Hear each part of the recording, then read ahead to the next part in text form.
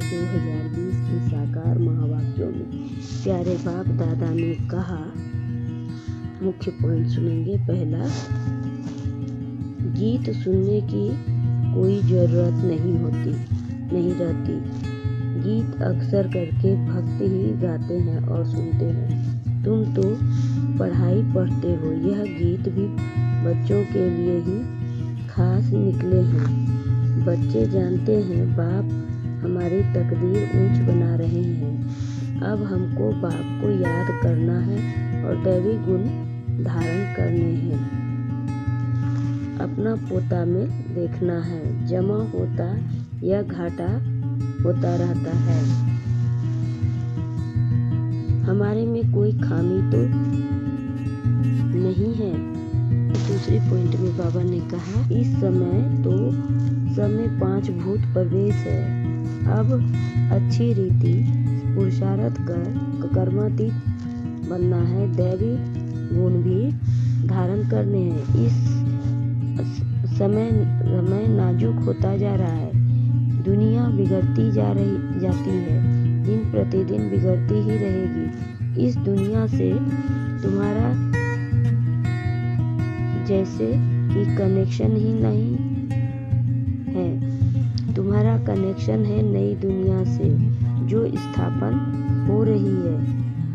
तुम जानते हो हम निमित्त बनते हैं नई दुनिया स्थापन करने।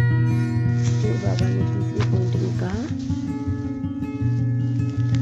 जैसे फागी में मनुष्य मूंझ जाते हैं ना, यह तो है बेहद की बात। बहुत बड़े जंगल में आकर पड़े हो। तुमको भी बाप ने फील कराया है कि हम किस जंगल में पड़े थे।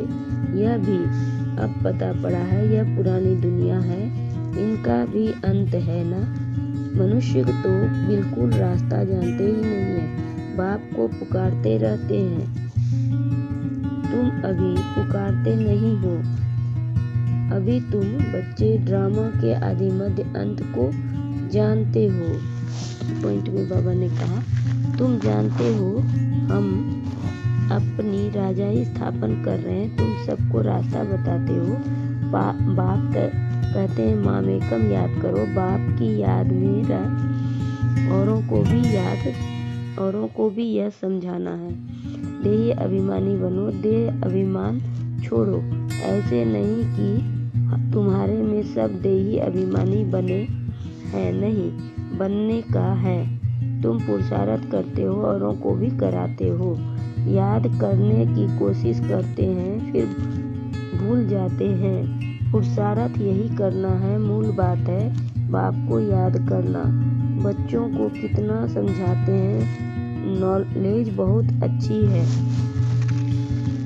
ब्राह्मण कुल भी जरूर चाहिए ना, संगम पर ही ब्राह्मण कुल होता है। आगे ब्राह्मणों की चोटी मशहूर थी। चोटी से यह जनों से पहचानते थे कि यह हिंदू है। अब तो वह निशानियाँ भी चली गई। अभी तुम जानते हो हम ब्राह्मण हैं। ब्राह्मण बनने के बाद ही देवता बन जा सकते हैं। ब्राह्मणों ने ही नई दुनिया स्थापन की है। योग बल से सतो प्रधान बन रहे हैं। अपनी जांच रखना है, कोई भी अवगुण न हो। लून पानी नहीं बनना है। लून पानी में आपस में लड़ना झगड़ना नहीं है। यह तो यज्ञ है ना। यज्ञ में सबकी संभाल होती रहती है। यज्ञ में संभालने वाले ट्रस्टी भी रहते हैं। यज्ञ का मालिक तो है ही शिव बाबा। अब विस्तार से सुनेंगे मुख्य पॉइंट। बाबा ने कहा, मीठे बच्चे, अपनी तकदीर ऊंच बनानी है तो कोई भी बात करते देखते बुद्धि का योग एक बाप से ही लगाओ। प्रश्न में बाबा ने कहा, नई दुनिया की स्थापना के निमित्त बनने वाले बच्चों को बाप का कौन सा डायरेक्शन मिला हुआ है। उत्तर में बाबा ने कहा, बच्चे, तुम्हारा इस पुरानी दुनिया से कोई कनेक्शन नहीं है। अपनी दिल इस पुरानी दुनिया से मत लगाओ। जांच करो कि हम श्रीमत के खिलाफ कर्म तो नहीं करते हैं। रूहानी सर्विस के निमित्त बनते हैं। गीत भी है, भोलेनाथ से निराला और कोई नहीं। बाबा ने कहा, तुम बच्चों को जो चाहिए यज्ञ से लेना है और कोई से लेकर पहनेंगे तो वह याद आता रहेगा। इसमें बुद्धि की लाइन बड़ी क्लियर चाहिए और क्लीन चाहिए, स्वच्छ बुद्धि चाहिए।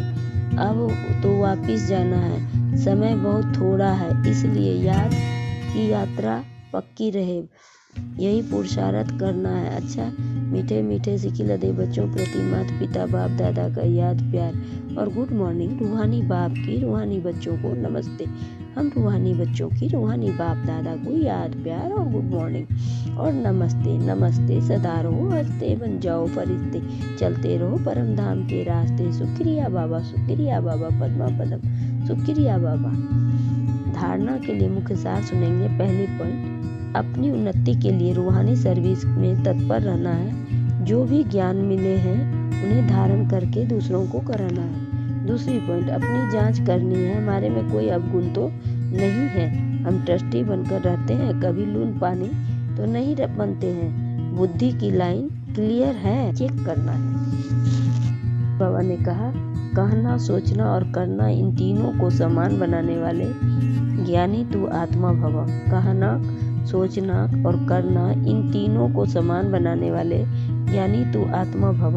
स्पष्टीकरण, अभी वानप्रस्थ अवस्था में जाने का समय समीप आ रहा है, इसलिए कमजोरियों के मेरेपन को व व्यर्थ के खेल को समाप्त करना, भोजन सोचना और करना समान बनाओ, तब कहेंगे ज्ञान स्वरूप। जो ऐसे ज्ञान स्वरूप ज्ञानी तू आत्माएं हैं, उनका हर कर्म संस्कार गुण और कर्तव्य समर्थ बाप के समान होगा। वे कभी व्यर्थ के चित्र खेल नहीं खेल सकते, सदा परमात्मा